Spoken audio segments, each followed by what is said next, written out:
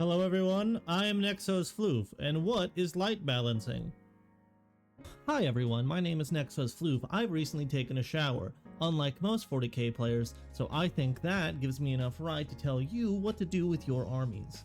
And today we're talking about my favorite faction and the faction that I am one of the best at playing, GSC. Will my ego ever get matched or changed? Probably, I don't know. But hey, until then, I'm keeping it for the bit. Alright? Fantastic. So let's go ahead and roll talking about what I think is the best unit in GSC right now.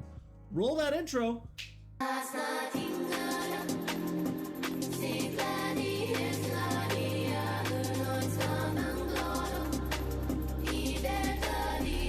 need to go to the dentist.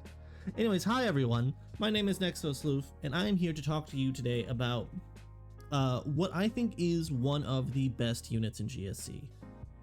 Now, in talking about this unit, I'm going to be very direct and very honest. I thought this unit was dog shit. I thought it was terrible. I thought it was one of the worst units in the thing.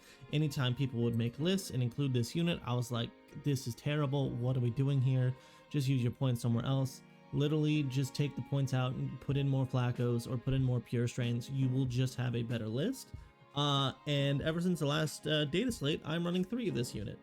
And not that much changed about it. Well, one very big thing changed, and then one like okay thing changed. And I want to talk about it. Okay, cool, great, grand, let's talk about it. So, what is this unit, Floof? Well, it's a unit that fulfills a role in the archetypes within GSC that I like to play. I like to play very keep away armies that are dropping in, shooting you, going back up, dropping back down, shooting you again, and are moving around the board, right? And the thing with that is the downfall of that strategy is your opponent just goes, okay, I'm gonna die, so let me go stand on the point. That way, Floof can't drop in on the point, steal it, and then also just kill me, right? They're making me have to lose out on primary, which can effectively win them the game, right? They may still die, but if I don't score enough points, well, then I lose, right? So I need something that can get to a point. Not necessarily even hold it, to be honest, but just contest the point, and then also just get around more difficult saves, right? A 2-up, 4-up can be chewed through by GSC, but sometimes I don't want to commit to killing that. Now, however, if I can take out like 1 or 2 Terminators from a unit and just kind of be like, I'll save you for later, that's perfect, right? So we need something fast, we need something quick, we need something non-committal, and that does free damage. Talking about bikes, everyone. Bikes are amazing. Have you seen what this datasheet does? Good heavens! It is for 75 points now, which I think is the correct points cost. I could see it going up to 80 ever since the resurgence points came down from 3 to 2, which is also another reason why I love taking it. But so for 75 points, you have 5 models that scout 9, move 12. When they end a move, you roll an amount of dice equal to the models in the unit, i.e. you roll 5 dice. And because I believe this is at the same timing of Overwatch, because you are active player, the opponent can't overwatch the end of your movement to make you have less models so that you have less, dice to roll. If they see you at the start of the movement, they can overwatch there for sure, but when you end the movement, you will go, I want my ability to resolve first, and then you can overwatch. And that's even great for, some models that just, it's like a Land Raider Redeemer on like 2 or 3, right? You can be like, I'm gonna throw my mortals at you before you have the chance to overwatch. So you throw the mortals, it kills the Land Raider. Hey, now they don't have that overwatch. I think that's how the interaction goes. I'm pretty sure if there are any judges or TOs in the comments that want to be like, actually, you're just lying, please let me know. But once again, so Scout 9, move 12, deal up to 5 mortals when they end a move. I have done 0 mortals. I have done 5 mortals. It's a wild ride, and it's very fun. They have 6 little autoguns that don't do anything. It's chaff shots, sure. It's 301. It could be 401. I've been playing it as 301. I'm almost positive. Let me double check this. Okay, it is 401. Sure, fine. It's 2 shots a pop. They do have pistol, which is nice, but At 401, you got 3 guys that'll have them. Then you have a guy with a grenade launcher. So you have either a crack profile at 92D3 or a frag profile at 401. Cool, great. And then lastly, you have the quad. My favorite boy. Now the quad can take a heavy stubber, which is 3 shots, rapid fire 3, assaults 401, right? You have the clearance incinerator, which is like a D6 shot flamer at 511. Sure. Those are to clear chaff though. GSC doesn't really have a problem killing chaff. Most times. I could see you maybe having a struggle in Brood Surge if you're going very aberrant heavy, but for just about literally anything and everything else, you don't have a problem killing hordes, right? So what do we do next? Well, you have the mining laser. It's 1 shot, sure. On a 4, strength 12, AP 3, D6 plus 1 damage. That's really good. And I hear what you're saying, Floof, you hit 50% of the time. Why is that good? There's like no guarantee that you're gonna do this. Well, hear me out. You hit on 4s, you wound big knights on 3s, you put them on their invuln, and you can just get free damage. Now, if this was like if this was on like the Ridge Runner, to where its whole purpose is to tag stuff and also do damage when it has the heavy mining laser, I would think it's terrible. I would think it's very bad. However, it's not on that. It's on a cheap unit that I can just buy back. I'm sending this unit to go die. It's gonna die. It doesn't need to kill its thing, otherwise it does die. It's just gonna die. So that means it's a free shot, right? It's just a free las cannon that if it whiffs, I don't care. I don't care because everything else in the kit does so much. It scouts 9, it moves 12. So if I go first, this unit goes 21 inches. It is in my opponent's face. It is keeping them on their side of the board. Great, fantastic. I can even advance it and still throw the demo run. Great, cool. So I can go 21 plus D6 inches. Perfect, that's exactly what I want to do. It screens out the board really well. It moves on to the center point. If I go second, I can move them back a little bit and still have more than enough to get on the middle point, to get on my expansion, on certain maps, even get to my opponent's expansion. Perfect. So I can get wherever I want. I can do mortals when I get there. It has the grenade keyword, so I can do even more mortals when I get there. So now I'm not doing 5d6. I'm doing 11d6 4-ups or mortals. That's amazing. That's fantastic.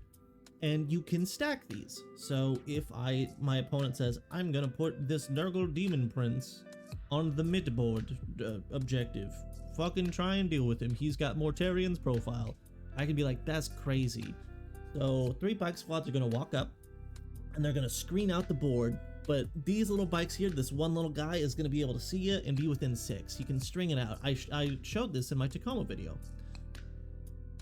String it out, and you got 5d6 here, 5d6 here, 5d6 here, and a grenade, so 66 here. So I'm gonna roll 21 dice, and for every 4-up, you're gonna take a mortal wound, and you're gonna tell me how you feel after that. Great, fantastic. Are you still alive? Mining lasers to the face. Get off my board.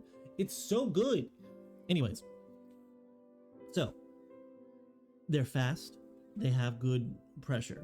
They have decent damage, right? Just having one unit having access to effectively 11 chances at mortal wounds, which it obviously math-wise averages out to 5.5. I'm lucky. I would take that as 6. Everyone on the internet likes to complain about their luck, so hey, maybe you're only getting 3 mortal wounds out of that. That's still a dead custodian. That's still a dead terminator. I'm trying to say it's worth it. It's worth it. Just trust me. Just trust me. Hold my hand. We'll get through this. Okay. Now, if this unit stopped there, I would be fine. I'm fine with that. Great, fantastic. That's a great. Oh, there's more? Yeah, they just have stealth. They just have stealth. It's so annoying for some armies to be able to like effectively kill this. Especially in today's meta, to where like knights kind of don't like shooting that. I've had an Atropo shoot at these guys and kill like 2 or 3. Like them hitting on 4s, sure, some of them will have rerolls and all that, but like there's no guarantee there, right? Now, outside of that, into like melee matches, yeah, as soon as something touches them, they don't care about the stealth, they just die, right? But also the wound profile is just weird enough to make your opponent have to think, right? To where you have 4 models with 2 wounds, and then you got a guy with 4 wounds. And so chaff fire doesn't really do a whole lot because once again stealth, so your bolters aren't like hitting that consistently. And then also it's 2 wounds, so normally your chaff fire is a bunch of 1 damage stuff, so yeah, every 2 failed kills a pike. But then also, hey, if my opponent puts a bunch of damage on me, right? Let's say I make a bunch of saves and 5 instances of 1 damage is coming through. Well, I could kill 2 bikes and put a wound on another, but it's the end of their shooting phase. So you want to know what I'm going to do? I'm going to put 2 damage on 1 bike to kill it, and then the other 3 damage I'm going to put on the quad, and it's alive on 1. And on my turn, now I have 4 bikes instead of 3, and I can do more mortals when I move this bike squad yet again, right? Like there's weird things that you can do, right? So overall, I really like it. I think it's very fun. And I think with them only being 2 resurgence points, there's just some matchups to where they're just stupid. So I'd like it to when my opponent kills my bikes very early on, because I'm throwing them in the middle of my opponent's face, kind of move blocking them. Here, I'll even show you why I am so sold on bikes. Okay, we're gonna split here for a second. Why I'm so sold on bikes? I just went to an RTT this weekend at Black Diamond Games. A friend of mine is leaving because school is starting up again, and they're not going to be able to play 40k for a while. They've been a great member of this community and has helped inspire me to like go even further beyond with my kit bashes. So I was like, you know what? I want to go see my friend. I want to send them off. Let's go play, right? And I bring Final Day, mostly because also that patriarch that I have. Just throw a picture up here. Isn't this fucking gorgeous? I love it. You're amazing. So I bring Final Day, and I bring 2 units of bikes, and I go, I don't know if these are going to do that well, but I think there's some sauce in here to where they can do really well in Final Day. Okay, and I brought a more shooting variant of Final Day. I know a lot of the more meta variants of Final Day is just melee stuff because Twin Linked and melee is very good, right? Well, I only really want like 1 melee unit to ever have to worry about having that, so I only brought a 10 mana Pures that's going to be with the Patriarch. So sure, that's my melee unit. Everything else is Neophytes, and honestly 20 Neophytes swinging in with +1 AP and Twin Linked could still do damage. We don't know. Anyways, so if you're yapping, you're yammering, get to it. Let's take a look at my Knights game. Okay, I know I took a picture of it at some point. In this Knights game, this is my round 2. I'm going up against 5 bigs, Rodigus, and then 2 squads of Nurglings. I go first. My bikes scout up 9, and 2 squads move in, and they stop Rodigus and a Despoiler or Abominant from being able to move on to the middle point. Now, he pulls Area Denial and Established Locus. Nothing can get to my board edge. Nothing can get to the middle. So Established Locus is null. Now, he also gets Area Denial. There is a world to where he kills 1 bike squad and with the charge uses it to swing Rodigus around and get towards the middle. He does that. Cool, great, fantastic. Now Rodigus, though, is in a position to where he doesn't want to be, to where he's just in the middle of my army, right? 2 bike squads have died. I didn't state this at the time, but when I went first, what happened was both bike squads move up. 1 advanced, 1 didn't. First one does its mortal wounds into the Abominant. I deal 4. The next one, I only deal 1. So I've dealt 5 mortal wounds onto an Abominant before I've even started shooting. Then I go, hello, I would like to use the grenade stratagem, and I rolled 5 4-ups. Cool, I have done 10 mortal wounds to this Abominant before I began to shoot. And you want to know what I did? I shot it and did 0 more damage. Cool. Or no, I did 1 more damage. I did 1 damage. Cool. So, they kill my bikes. I buy them both back. The bikes don't hit the board until the bottom of 2, right? Because they come back in on my opponents. I bring them both back in on the blips. They were pretty far back, but they're still able to get forward. So much forward, in fact, that they're able to now go into a Despoiler that has moved into the middle. I've killed the Abominant. I have killed Rodigus. Or no, I haven't killed Rodigus. Rodigus is on the middle at 7. In my turn 2, I shot into him a bunch, didn't kill him. He was on 7. Damn. That's rough. That's going to be annoying. No, it's not. Bikes, they exist. They walk up and they bring Broadicus down to 7, okay? And they're looking at this despoiler. Broadicus now being on 3 from 7, I just shoot nothing shots into him. I attack him a little bit. There was like a Neo squad with like 6 guys left. They just cleaned up Broadicus. Or no, Flamers dropped actually and picked up Broadicus. Sure. The 2 mining lasers. I love them. They're great. There was now a Tyranid unit next to that despoiler. You want to know what that means? The mining lasers hit on 3s, and they wound on 3s, and both of them hit in wound. My opponent has a 5-up save. They failed both times. The damage was 7 and then 3. I rolled a 6 and a 2. It's d6 plus 1 d6 plus 1 damage Bob. These 75-point units, 150 points in total, totally understand that, walked up, dealt 7 mortal wounds to Roddy. He just made 3 of his Feel No Pains, and then put 10 damage on a knight for free. Just for free, for existing, for just playing the game. I love it. What are we talking about here? It's so good. I love it. Now, was I high rolling? Yeah, kind of. But the thing is that like, it's just an extra las cannon. Why would I not shoot it, right? Then we have it to where my opponent has to deal with everything. He's got hyper adapted Raveners in front of him. He's got some gargoyles on his point that he's got to kill. He's down to like 2 or 3 bigs left. Oh, it was the despoiler had died, so he was left with 1 more despoiler, an Atropos, and a little, which I believe was a stalker. He needed to deal with all the neophytes in front of him. He couldn't just deal with the bikes, and so he didn't kill them. And the bikes just drove up again. Here's another 5 mortal wounds to this despoiler. Let's pick up this Atropos that's on 1. Like, it's so... Oh wait, no, the Atropos died to Overwatch because it tried to fall back. It fell back onto a point.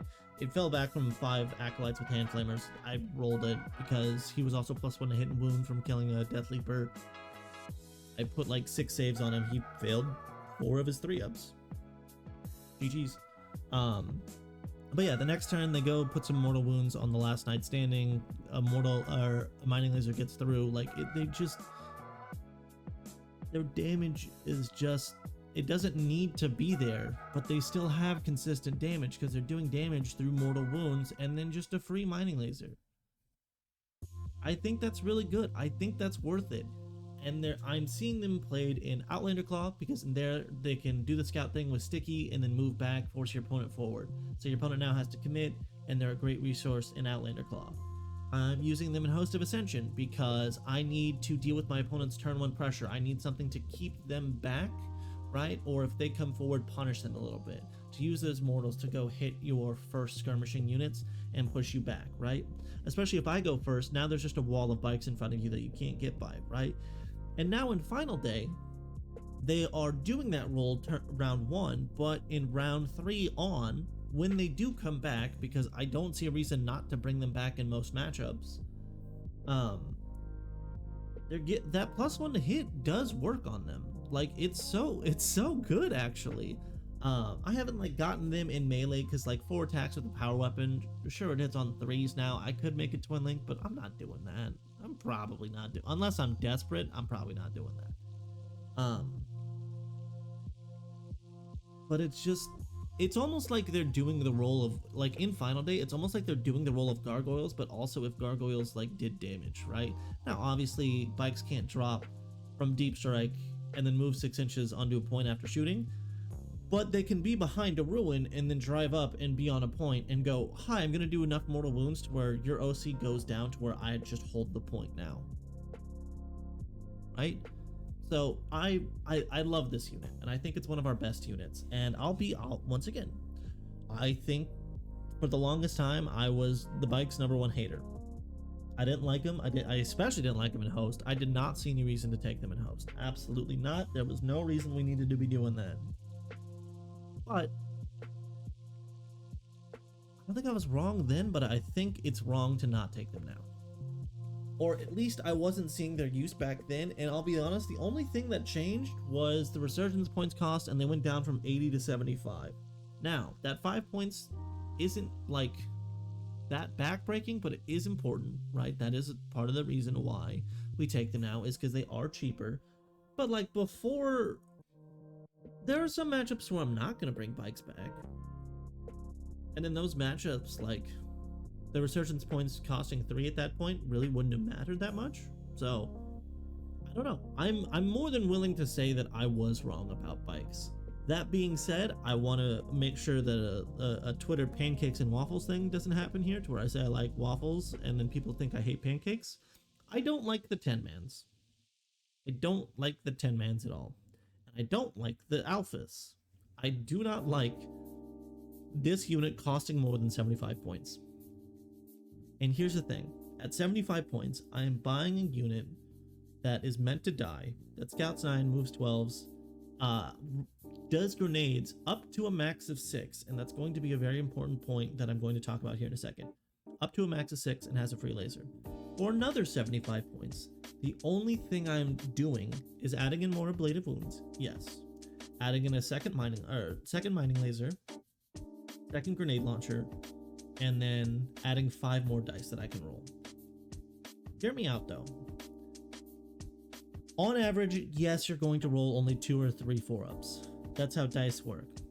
There is the occasional thing to where you are going to roll the 5 mortals. However, for your 5 bikes, and hear me out, I know the math isn't gonna math, but just listen, I'm a vibes-based player, okay? If I have 10 bikes, and I roll 10 dice, and they're all 4-ups, fuck it, if 8 of them are 4-ups, am I getting 8 damage? No, I'm getting 6. Now by having 10 in there, you're averaging 5, so if you swing, you're probably always going to be hitting that 6 cap, right? Like you're gonna be getting the 6. That's great, that's cool, that's awesome. But it's like, now you kind of need that, right? You need that damage, because it's not just 2 75-point guys. It's a 150 unit. This costs 6 resurgence points to bring back. This isn't just a throwaway trading piece. This is like points investment. If you throw a character in there, this is now 200 points. This is 10% of your army. And we just want to throw it away turn 1? I don't see it like that. Now, that being said, if you do have all this investment, yes, you can use the fire and fade to where you poke out the last cannons and the sniper, they shoot, and then they can scoot back. Sure, but now you are just like feathering back and forth. This, I don't see it, and I don't love it. So I like the 5-mans because they're non-committal, they're cheap, they're good at trading, and overall any damage that they do is just free, right? You are just scamming damage. If you invest more into it, now you need them to do damage, now you need them to survive a little bit, now you like, I don't want that, right? I want to be able to not care about them, and when I don't care about them and they still give me gifts, that might be a toxic relationship and I need to talk to my therapist about it, but I like it a lot more, right? Anyways, so that being said, also just to show you, final day fucking cooks. I'm writing a script up right now to go over everything that the detachment does. I think a lot of people have been sleeping on it, including me. I don't think it's one of the best detachments we have right now, but I think it's definitely something that can win a GT, and so I'm looking to try and do that pretty soon here. For the RTT, here are my 3 matchups. I went round 1 into AdMech, had a semi-close one until I cleaned it out in the 4th, and then my round 2 and round 3 was into Chaos Knights right here. I go first, I keep them locked up. And then into Grey Knights, I went first, I screened out the board. Like, yeah, I had a good time, and I did bad things to good people. But overall,